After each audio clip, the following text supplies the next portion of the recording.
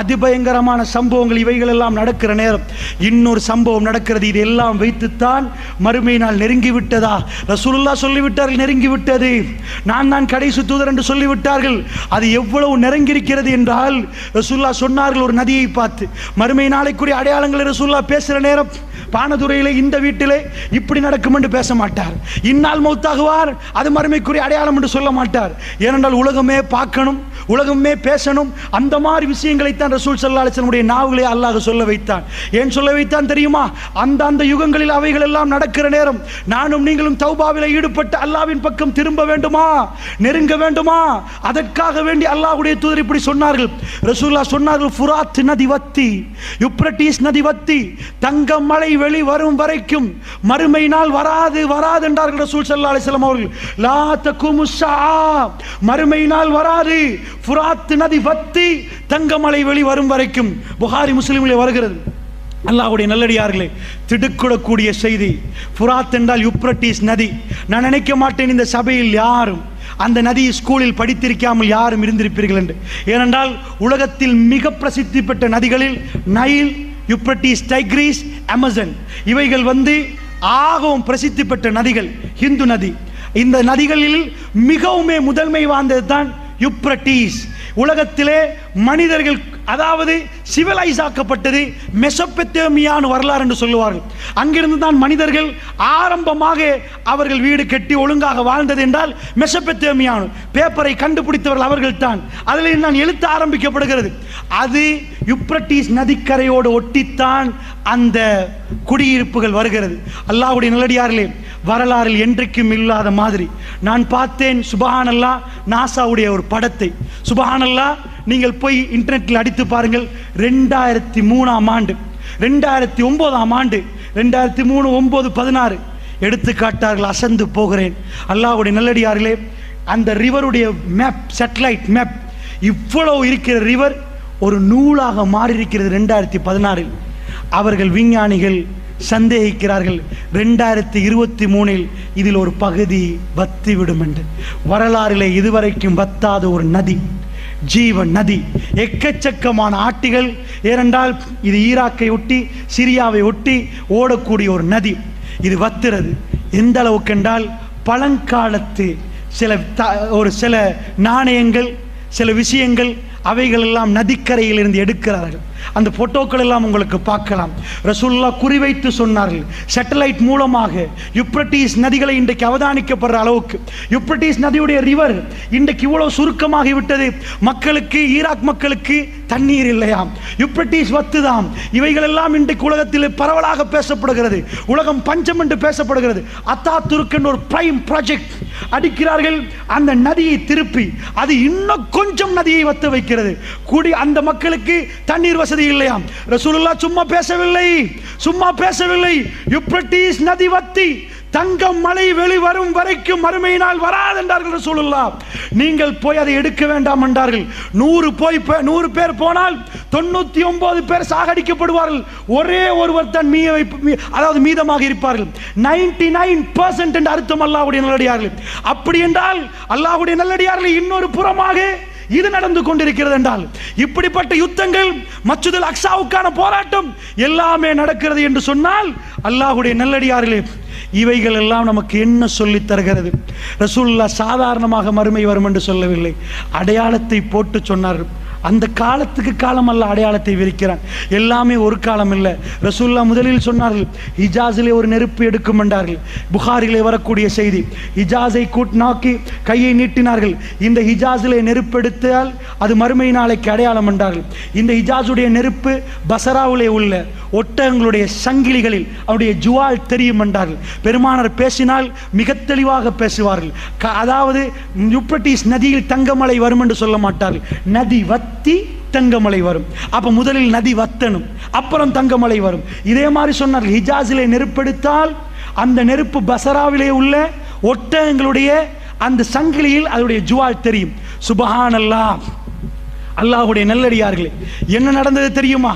ஹிஜாஸில் ஹிஜ்ரி 617ஆம் ஆண்டு ரசூலுல்லாஹ் மௌத்தாகி 600 வருடங்களுக்கு பிறகு 2 பூமி குலுக்கங்கள், ஹிஜாஸ் நெருப்பெடுக்கிறது. எப்படி நெருப்பு? அது அப்படியே வானத்தை நோக்கி நெருப்பெடுக்கிறது.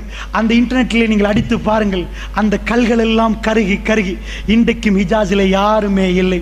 கிட்டத்தட்ட 700 ஆண்டுகளாகிவிட்டது.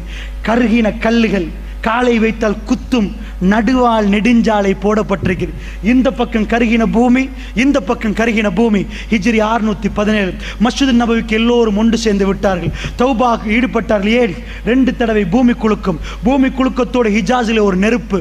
சுப்ஹானல்லாஹ். அந்த நெருப்பு இப்படி எடுத்தால் அது ஒரு நாளும் சிரியாவுடைய டெமிஸ்குக்கு தெரியாது. டெமஸ்கஸ் என்றால் பசரா, பசரா என்றால் திமிஷ்க், இன்றைக்கு டெமஸ்கஸ். அந்த பசராவில் உள்ள ஒட்டகங்களுக்கு தெரியாது. சுப்ஹானல்லாஹ். வரலாறு மிக அழகாக பாடம் சொல்லுது. அந்த நெருப்பு மேலே நோக்கி போனது. ஒரு வால்கனோ எரிமலை வெடித்தால் எப்படி மேலே போகுமோ, மேலே போனால் தான் அது பசராவுக்கு தெரியும். தெல் டேங்கி பத்திர நேரம் சில வேளை உங்களுக்கு கொஞ்சமாவது ஜுவால் தெரிந்திருக்கும். மேலே மேலே நெருப்பெடுத்தால் அது பக்கத்து நாடுக்கு தெரிகிற அளவுக்கு அங்கிருந்து லெட்டர் வருகிறது. அந்த காலத்தில் அது இன்றைக்கு உம்மத்தில் பாதுகாக்கப்பட்டிருக்கிறது.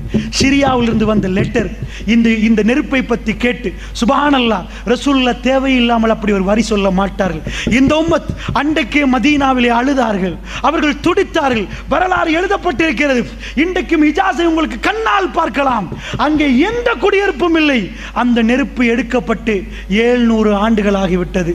ரசூலுல்லாஹ் மரணித்து 1400 ஆண்டுகள் ஆகிவிட்டது என்றால் அல்லாஹ்வுடைய நல்லடியார்களே, கட்டம் கட்டமாக ரசூலுல்லாஹ் சொன்னார்கள். அதிலே ஒரு கட்டத்தில் நானும் நீங்களும் சிக்கிக் கொண்டிருக்கிறோம். அதிபயங்கரமான ஃபித்னாவுடைய ஜமான் என்றால் முதல் அடிப்படை, இந்த உரையிலே முதலாவது அடிப்படை, நானும் நீங்களும் முனாஃபிக்குடைய தன்மையிலிருந்து விலக வேண்டும். ரசூலுல்லாஹ் என்ன சொன்னார்? மல்லம் யக்ஸு, நீங்கள் போராடாவிட்டால், நீங்கள் ஜிஹாது செய்ய, யார் ஜிஹாது செய்யவில்லையோ, வலம் யஹத்திஸ் நஃப்ஸஹு பில் கத்வி, யார் போராட்ட களங்கள் நடக்கிற நேரம் தன்னுடைய கல்பால் போராடவில்லையோ, மாத்த அலா ஷஅபத்தின் மினன் நிஃபாக், அவர் முனாஃபிக்குடைய அடையாளத்தோடு மரணித்து விட்டார் என்றார்கள் ரசூலுல்லாஹ். அந்த முனாஃபிக்குடைய அடையாளம் என்னிடமும் உங்களிடம் இருக்கிறதா அன்புக்குரியவர்களே? இதை விசாரித்து பார்ப்பது என்னுடைய உரையுடைய முதலாவது நோக்கம்.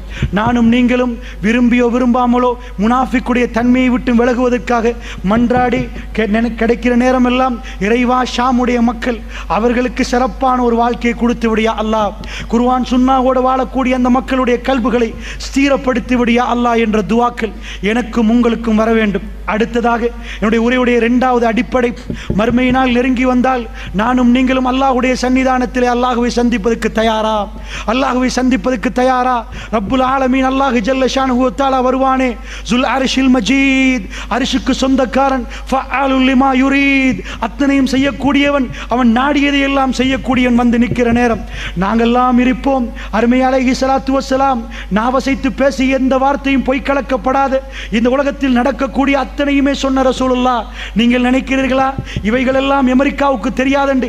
இதுவரைக்கும் நடந்த யுத்தம், இந்த யுத்தங்கள் எல்லாம் அமெரிக்கா வெற்றி பெற்றிருந்தாலும், இது மல்அமாவாக இருந்தால், இது கடைசி யுத்தமாக இருந்தால், அல்லாஹ் மீது ஆணையாக இந்த யுத்த முடிவில் மஹ்தி அலைஹிஸ்ஸலாத்து வஸ்ஸலாம் வந்தால், வல்லாஹி வல்லாஹி வல்லாஹி மேற்கத்திய நாடுகள் தோக்கும் இந்த யுத்தத்திலே. அல்லாஹ்வுடைய நல்லடியார்களே, மேற்கத்திய நாடுகள் தோக்கும் இந்த யுத்தத்திலே.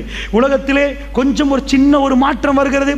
முஸ்லிம் நாடுகள் எல்லாம் முதல் தடவையாக ஒன்று சேர்ந்து முஸ்லிம் உம்மாவுக்கு என்ன செய்ய வேண்டும் என்று மன்னர் சல்மானுடைய தலைமை கீழே 24 நாடுகள் பேச்சுவார்த்தை நடத்தப்படுகிற அளவுக்கு, முஸ்லிம் சமுதாயத்தில் என்ன நடந்தாலும் மற்ற நாடுகள் பேசாத அளவுக்கு மௌனியாக இருந்தவர்கள் இப்பொழுது கொஞ்சம் கொஞ்சமாக கூட்டமாக வருகிறார்கள். அல்லாஹு அலம். அல்லாஹ்வுடைய நல்லடியார்களே, 80 கொடிகளில் அவர்கள் ஒன்று சேர வேண்டும். 80 கொடிகளில் ஒன்று சேர்க்கப்பட வேண்டும். இவைகள் எல்லாம் நடக்க இருக்கிறது. இந்த யுத்தம் மிக பிரம்மாண்டமான யுத்தமாக வரப்போகிறது என்றும் சில கிறிஸ்தவ ஆய்வாளர்கள் பேசுகிறார்கள். என்ன, உலகத்தின் அடுத்த உலக யுத்தம் வரப்போகிறதா என்று அச்சம் கொள்ளுகிற அளவுக்கெல்லாம் பேசப்படுகிறது. அல்லாஹ்வுடைய நல்லடியார்களே, அப்படி என்றால் நான் அவ்வளவு டீப்பாக போகவில்லை. இவைகளை எல்லாம் கல்வியிலே வைத்து ரசூலுல்லாஹ் அடையாளம் காட்டப்பட்ட எந்த ஊரில் யுத்தம் நடக்கவில்லை சொல்லுங்கள். யகூதிகளோடு நீங்கள் யுத்தம் செய்யாமல் மறுமை நாள் வராது, மஸ்ஜிதுல் அக்ஸாவை கைப்பற்றும் வரைக்கும் என்றார்கள் ரசூலுல்லாஹ். இன்றைக்கு அதுக்கான யுத்தம் ஆரம்பிக்கப்பட்டு விட்டதா? அது நடந்து கொண்டிருக்கிறதா? எங்கள் கையிலே அக்ஸா வந்து அந்த அக்ஸா எங்கள் கையிலே இருக்கும் வரைக்கும் இருக்கிற நேரத்தில் தான் மறுமை நாள் வரும். அப்படி என்றால் அல்லாஹ்வுடைய நல்லடியார்களே, ரசூலுல்லாஹ் சொன்ன துருக்கியிலே அங்கே யுத்தம் ஆரம்பிக்கப்படுகிறது, ஷாம்லே அங்கே யுத்தம் ஆரம்பிக்கப்படுகிறது என்றால் உடைய கடைசி எப்படி அமையும் தெரியுமா? சிரியாவுடைய படை கான்ஸ்டான்டினோப்பிளில் இருந்து அப்படியே வருவார்கள். தஜ்ஜால் வெளியே வந்து விட்டான் என்று சொல்லி கேள்விப்பட்ட உடனே வந்து பார்த்தால் அது பொய்யான செய்தி. அவர்கள் தன்னுடைய குடும்பத்தோடு இருக்கிற நேரம் திடீரென்று ஒரு தகவல் வரும், நிஜமாக தஜ்ஜால் வெளிவந்து விட்டான். குராசான் பகுதியிலே, அதாவது ஈராக் போன்ற பிரதேசத்தில் இருந்து அவன் வெளியே வருவான். வெளியே வருகிற நேரம் யகூதிகள் எல்லோரும் கிங் ஆஃப் பீஸ் அவர்களும் எதிர்பார்த்து கொண்டிருக்கிறார்கள். அவர்கள் எல்லோரும் ஒன்று சேர்ந்து விடுவார்கள் தஜ்ஜாலுடைய பின்னணியிலே. அந்த நேரத்திலே தான் இமாம் மஹ்தி அலைஹிஸ்ஸலாத்து வஸ்ஸலாம் இருப்பது ஷாமிலே, சிரியாவிலே, திமிஷ்கிலே, பசராவிலே, பசராவுடைய கிழக்கு பகுதியிலே, டமஸ்கஸுடைய கிழக்கு பகுதியிலே வெள்ளை மினாராவில் சுபஹ் தொழுகைக்காக வேண்டி ஆயத்தப்படுகிற நேரம். அந்த நேரத்தில் ஈசா இப்னு மரியமுடைய மகன் ஈசா அலைஹிஸ்ஸலாத்து வஸ்ஸலாம் வானவருடைய ரெக்கையிலே அப்படி இந்த பூமிக்கு இறக்கப்படுவார். ரசூலுல்லாஹ் அடையாளம் காட்டினார்கள், மிக தெளிவாக அடையாளம் காட்டினார்கள். அவர் வர்ணனின ஆடை அணிந்திருப்பார். அவருடைய தலையிலே முத்து முத்தாக வேர்வைகள் இருக்கும். அவர் கொண்டையை சாத்தினால் அப்படியே வேர்வைகள் கீழே கொட்டும் என்றார்கள். தலையை உயர்த்தினால் அது முத்து முத்தாக தெரியும் என்றார்கள். அவர்கள் வந்து பசராவிலே இறங்குவார்கள். இதுவும் ஷாம், அல்லாஹ்வுடைய நல்லடியார்களே, ஷாமிலே இறங்குவார்கள். இறங்கின உடனே இந்த உம்மத் ஈசா இப்னு மரியம், ஈசா அலைஹிஸ்ஸலாத்து வஸ்ஸலாம் அவர்களை இமாம் மஹ்தி அலைஹிஸ்ஸலாத்து வஸ்ஸலாம் அவர்கள் கண்டு கொள்வார்கள். சொல்லுவார்கள், ஈசா நீங்கள் தொழுவிக்க வேண்டும் என்பார்கள். அவர் ஒரு வார்த்தை சொல்லுவார், இந்த உம்மத்துக்கு தலைமை தாங்குவதற்கு அல்லாஹ் ரப்புல் ஆலமீன் என்னை தேர்ந்தெடுக்கவில்லை, இந்த உம்மத்துக்கு நீங்கள் தலைவர் என்பார். நீங்கள் தலைவர், நீங்கள் தான் தொழுவிக்க வேண்டும் என்பார். இமாம் மஹ்தி ஒரு நபி அல்ல, இமாம் மஹ்தி ஒரு நபி அல்ல. தெளிவாக புரிந்து கொள்ளுங்கள், அதிகமானவர்கள் பிழையாக புரிந்திருக்க. அவர் ஒரு ஜனாதிபதி, அவர் ஒரு ஜனாதிபதி, நேர்வழி காட்டப்பட்ட ஒரு ஹலீஃபா.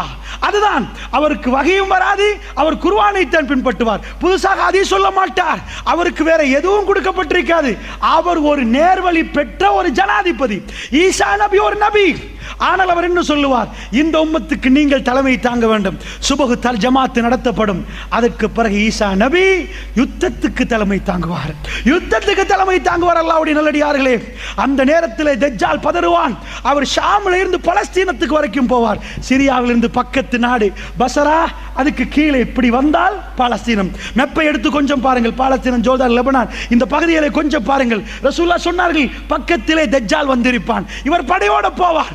போனால் உப்பு கரைவது போன்று, தண்ணியிலே உப்பு கரைவது போன்று தஜ்ஜால் ஈசா இப்னு மரியத்தை கண்டால் கரைந்து விடுவார். பாபு லூத், பலஸ்தீனத்துடைய பாபு லூத் என்று சொல்லக்கூடிய இடத்திலே தஜ்ஜாலை அவர்கள் கொல்லுவார்கள் என்றார்கள் ரசூல் ஸல்லல்லாஹு அலைஹி வஸல்லம். இதுக்கு அங்கால் மறுமையுடைய நிகழ்வுகளை ரசூலுல்லாஹ் விவரித்தார்கள். அல்லாஹ்வுடைய நல்லடியார்களே, அப்படி என்று சொன்னால் நானும் நீங்களும் மறுமை நெருங்கிவிட்டது என்ற உணர்வை எடுக்க வேண்டும் என்பதற்கு தான் அல்லாஹ்வுடைய தூதர் மறுமை அடையாளங்கள் சொன்னார்கள்.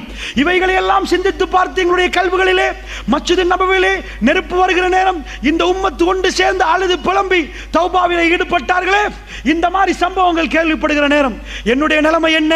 இந்த துனியாவுடைய வாழ்க்கை அற்பமான வாழ்க்கை, இவைகளை எல்லாம் துறந்து விட்டு மறுமையுடைய வாழ்க்கைக்கு போகிற நேரம் அல்லாஹ் ரப்புல் ஆலமீன் ஜுல் அர்ஷில் மஜீத், அர்ஷுக்கு சொந்தக்காரன் வந்து என்னை பேசுகிற நேரம், எனக்கு அருமை அலைஹிஸ்ஸலாத்து வஸ்ஸலாமோடு என்னால் சுவர்க்கத்தில் வாழ்வதற்கான அவகாசம் கிடைக்குமா?